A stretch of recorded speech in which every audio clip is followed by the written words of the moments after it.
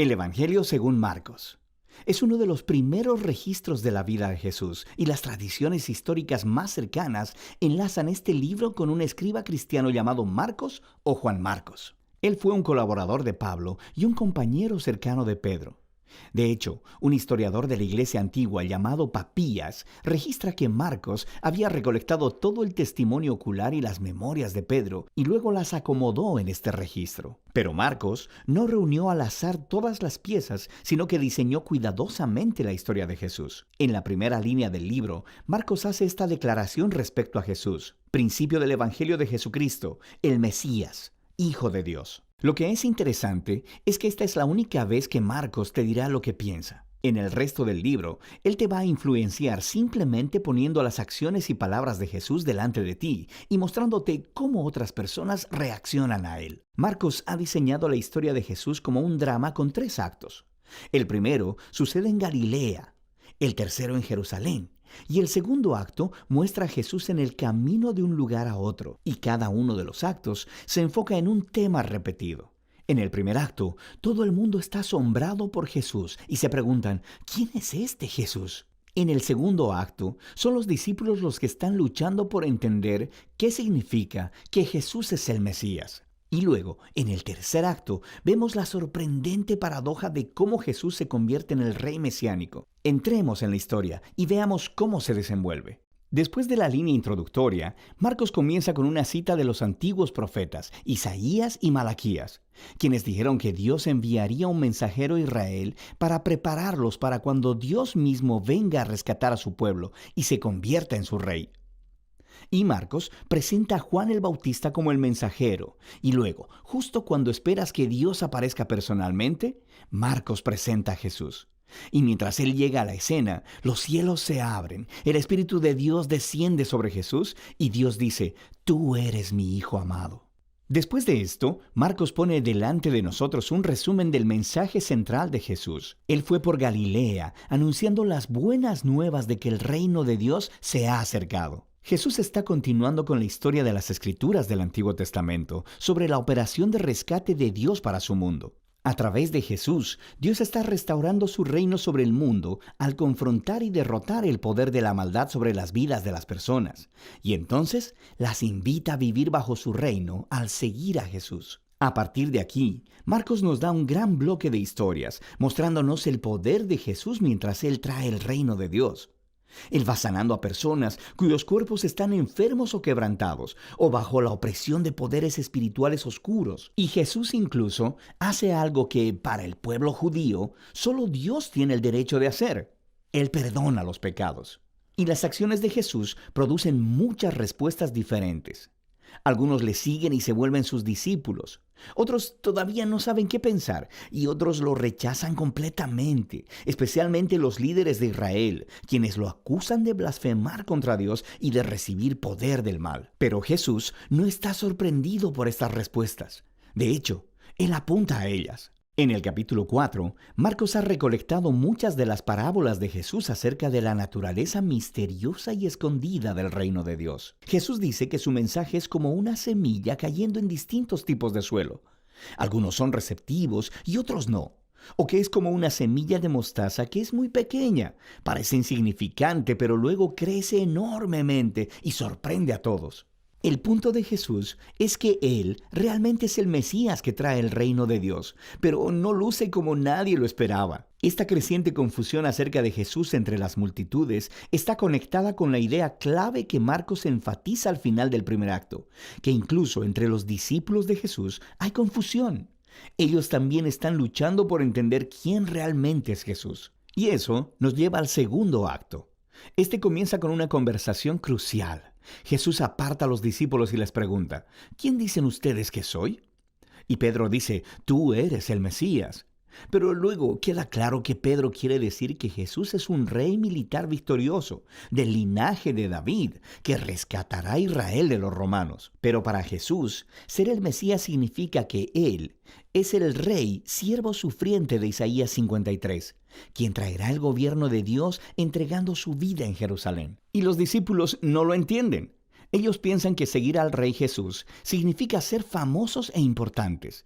Y Jesús deja claro que seguirle, en realidad, significa morir, como cargar tu propia cruz.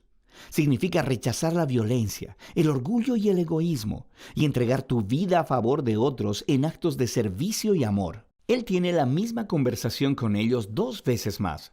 Y todo culmina en la importante declaración de Jesús de que el Hijo de Dios no vino a ser servido, sino para servir y para dar su vida en rescate por muchos. Los discípulos todavía no lo entienden, responden con miedo y confusión. Así que aquí, en el segundo acto, Marcos ha colocado otra historia clave que hace eco de la introducción del libro. Jesús toma a 3 de sus discípulos y los lleva a una montaña, y de pronto es transformado. Él está radiante, con luz y gloria, y una nube los cubre. Ahora, esto es justo como la gloria del Dios de Israel se mostró hace mucho tiempo en el monte Sinaí. Y luego, 2 profetas que estuvieron en la presencia de Dios en el monte Sinaí, Moisés y Elías, aparecen junto a Jesús mientras Dios declara de nuevo: «Este es mi Hijo amado». Al colocar esta historia en medio de todas estas conversaciones en el segundo acto, Marcos está haciendo una declaración asombrosa. Jesús, el Hijo de Dios, es la encarnación física de la misma gloria de Dios. Y en Jesús, el glorioso Dios de Israel se convertirá en rey al sufrir y morir por los pecados de su propio pueblo. Esta es una declaración misteriosa que confunde y asusta a los discípulos mientras dejan la montaña, lo que nos lleva al tercer acto. Para la Pascua, Jesús hace una entrada pública real en Jerusalén. Las personas lo están alabando como el Mesías, y luego Él entra en el atrio del templo y ejerce su autoridad real al sacar a los ladrones y estafadores y deteniendo el sistema sacrificial. Entonces esto inicia una semana completa de debates entre Jesús y los líderes de Israel, condenando su hipocresía. Así que ellos preparan un plan para asesinarlo. Y Jesús le advierte a sus discípulos, prediciendo que Jerusalén y su templo serán destruidos en una generación, y que sus discípulos serán perseguidos como Él, hasta que Él regrese un día a traer el reino de Dios completamente sobre la tierra. Y todo esto lleva a la noche final. Jesús tiene su última cena de la Pascua con los discípulos, una cena simbólica que contaba la historia de la liberación de Israel a través de la muerte del Cordero de la Pascua. Y Jesús toma estos símbolos y les da un nuevo significado.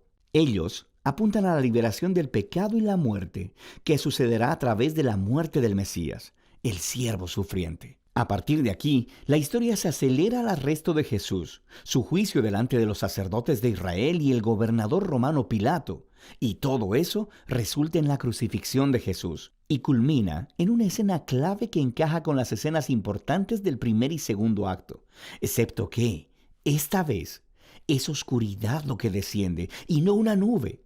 Y en lugar de una voz divina del cielo, se escucha la voz de Jesús clamando antes de morir. Y luego, lo más sorprendente es que es un soldado romano que mira a Jesús morir, el que entiende y anuncia quién Jesús es.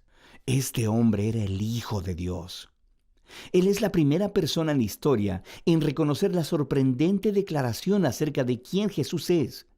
Él es el Hijo de Dios crucificado, quien es el Mesías, Jesús de Nazaret, quien murió por sus amigos y por sus enemigos. Después de esto, el cuerpo de Jesús es colocado en una tumba, y en el primer día de la semana, 2 mujeres de entre sus discípulos vienen a la tumba y descubren que la tumba está vacía. La piedra había sido removida. Luego, un hombre angelical les informa que Jesús no está ahí, que se ha levantado de los muertos. Así que les ordena que vayan y les den las buenas nuevas a los otros discípulos. Jesús está vivo y que se encontrará con ellos en Galilea. Y las mujeres están asustadas. Marcos dice que ellas huyeron aterradas de la tumba y no hablaron con nadie porque tenían miedo. Y así es como termina el libro, con los discípulos de Jesús mostrando la misma clase de miedo y confusión con los que concluyeron el primer y segundo acto. Ahora, si miras en tu Biblia, verás que Marcos tiene un final más largo, donde Jesús aparece y habla con sus discípulos, pero seguramente también hay una nota que dice que ese final no es parte del libro original. Solo se encuentra en manuscritos más tardíos y menos confiables. Ahora, es posible que el final original de Marcos se perdió, o que Marcos nunca terminó de escribir su recuento. Pero es más probable que este final abrupto sea intencional para resaltar una idea. La historia completa se ha enfocado en la sorprendente aseveración que dejó perplejos a los discípulos de principio a fin. Esto es el sufriente, crucificado y resucitado Jesús, quien es el Mesías, el Hijo de Dios. Que el amor de Dios y su reino al revés son revelados en la medida en que Jesús murió por los pecados del mundo.